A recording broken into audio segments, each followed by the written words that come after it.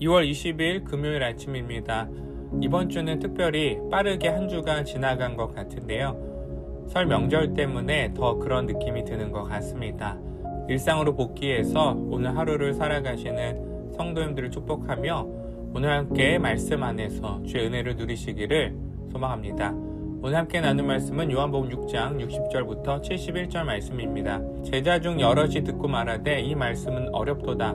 누가 들을 수 있느냐 한데 예수께서 스스로 제자들이 이 말씀에 대하여 수군거리는 줄 아시고 이르시되 이 말이 너에게 걸림이 되느냐? 그러면 너희는 인자가 이전에 있던 곳으로 올라가는 것을 본다면 어떻게 하겠느냐? 살리는 것은 영이니 육은 무익하니라. 내가 너에게 이른 말은 영이요 생명이라. 그러나 너희 중에 믿지 아니하는 자들이 있느니라 하시니 이는 예수께서 믿지 아니하는 자들이 누구며 자기를 팔자가 누구인지 처음부터 아심이러라. 또 이르시되 그러므로 전에 너에게 말하기를 내 아버지께서 오게 하여 주지 아니하시면 누구든지 내게 올 수 없다 하였노라 하시니라. 그때부터 그의 제자 중에서 많은 사람이 떠나가고 다시 그와 함께 다니지 아니하더라. 예수께서 12 제자에게 이르시되 너희도 가려느냐? 시몬 베드로가 대답하되 주여 영생의 말씀이 주께 있사오니 우리가 누구에게로 가오리이까? 우리가 주는 하나님의 거룩하신 자이신 줄 믿고 알았사옵나이다. 예수께서 대답하시되 내가 너희 12를 택하지 아니하느냐? 그러나 너희 중에 한 사람은 마귀니라 하시니 이 말씀은 가룟 시몬의 아들 유다를 가리키심이라. 그는 12 중에 하나로 예수를 팔자라라. 아멘. 예수님께서 나는 생명의 떡이다. 내 살을 먹고 내 피를 마시는 자는 영생을 얻을 것이다 라고 말씀하셨습니다. 말씀을 듣는 자들이 예수님의 말씀을 이해하기 쉬웠을까요? 그렇지 않았을 것입니다. 예수님의 말씀을 문자 그대로 받아들이면 사람의 몸과 피를 먹어야 한다는 것인데 상식적으로 이해할 수 없는 말씀입니다. 그래서 60절에 보면 제자들이 이렇게 말하죠. 이 말씀은 어렵도다. 제자들이 어렵다라고 말하는 것은 단순히 이해가 어렵다라는 개념을 넘어서 받아들이기 어렵다라는 것을 의미합니다. 그런데 예수님의 말씀만 받아들이기 어려운 것일까요? 성경에 기록된 창세기의 말씀만 생각해 보아도 받아들이기 어려운 말씀 투성이입니다. 하나님이 이 땅의 창조주이시고 작고 작은 이스라엘 백성을 하나님의 백성으로 삼으셨다는 것 받아들이기 어렵습니다. 하나님의 아들이 이 땅에 육신의 몸을 입고 오셨다? 받아들이기 또한 어렵습니다. 나사렛 출신 요셉의 아들 예수가 온 만물의 구원자다? 믿기 어렵습니다.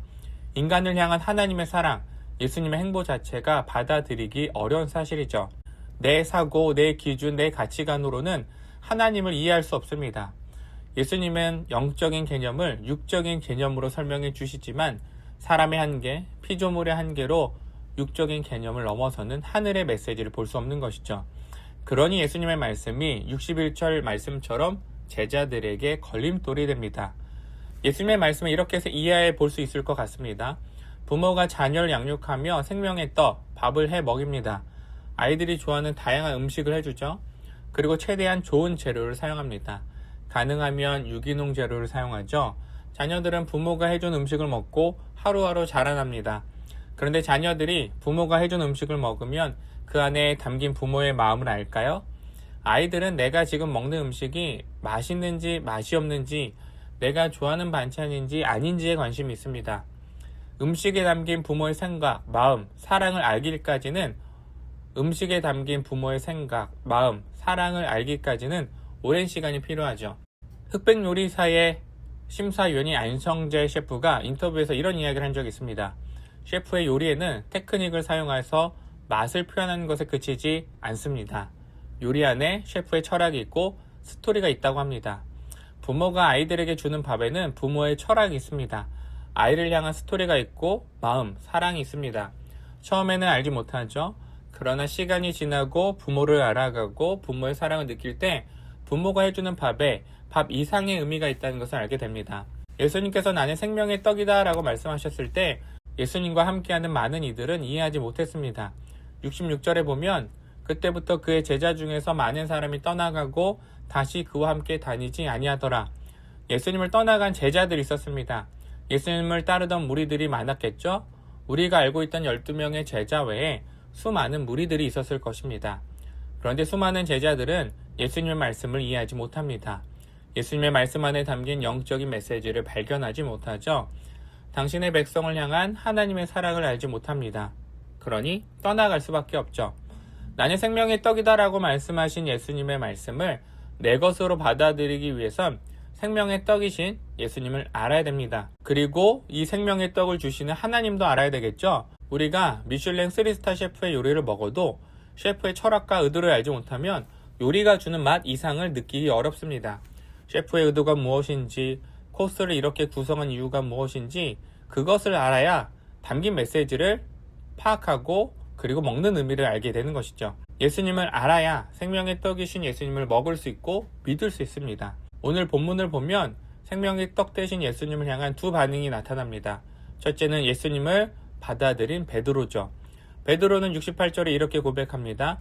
주여, 영생의 말씀이 주께 있사오니 우리가 누구에게로 가오리까? 베드로는 영생이 누구에게 있는지 알고 있었습니다. 예수님과 함께하면서 누가 하나님의 아들인지 눈으로 보고 귀로 들었습니다. 자신을 향한 예수님의 마음을 알고 있었죠. 그러니 다른 제자들이 떠나갈 때 베드로는 영생의 말씀이 주께 있다라고 고백할 수 있는 것입니다. 두 번째 반응은 거절하는 것입니다. 가룟 유다죠. 가룟 유다는 베드로와 정반대의 길을 갑니다. 71절에 보면 가룟 유다는 예수님을 팔자라고 말하죠. 베드로는 예수님을 영생의 주로 시인하고 고백하지만 가룟 유다는 예수님을 세상에 파는 자가 됩니다. 오늘날 많은 사람들이 예수님을 떠났던 이유에 대해서 생각을 해보면 예수님이 누구신지 알지 못했기 때문입니다. 내 영혼을 살리고 내 인생을 붙들고 내 삶의 의미와 방향을 주시는 분이 예수님이신 줄 알지 못했기 때문이죠. 그리고 오늘 예수님께서도 우리에게 질문하십니다. 너희도 가려느냐? 이 질문에 담긴 예수님의 마음은 나를 믿고 따르겠느냐라는 초대의 말씀입니다. 우리의 대답이 베드로처럼 되길 소망합니다. 주여, 영생의 말씀이 주께 있사오니 우리가 누구에게로 가오리까? 오늘도 생명의 떡이신 예수님께 시선을 고정하며 그분의 말씀을 의지하고 삶의 자리에서 영생의 길을 걸어갈 수 있는 저와 우리 빗소금 성도님들이 되시길 주님의 이름으로 축복합니다. 기도하겠습니다. 사랑하는 하나님 감사합니다. 오늘도 영생의 떡, 생명의 떡 대신 예수님을 사랑합니다. 예수님을 믿고 알아감으로써 오늘 우리가 누리는 영생의 길이 참되고 복된 길임을 고백하며 나아갑니다. 예수님 안에서 행복하게 살아갈 수 있게 우리와 함께하여 주시옵소서. 세상을 예수님을 알지 못하지만 우리는 예수님을 알고 있습니다. 우리가 알아가고 사랑한 예수님을 따라서 주 안에서 살아가는 기쁨이 그리고 내 삶의 의미와 방향이 오늘도 분명해지길 소원합니다.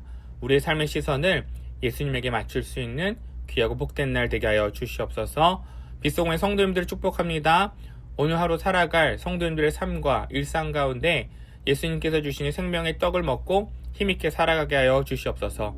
감사드리며 예수님의 이름으로 기도드렸습니다. 아멘.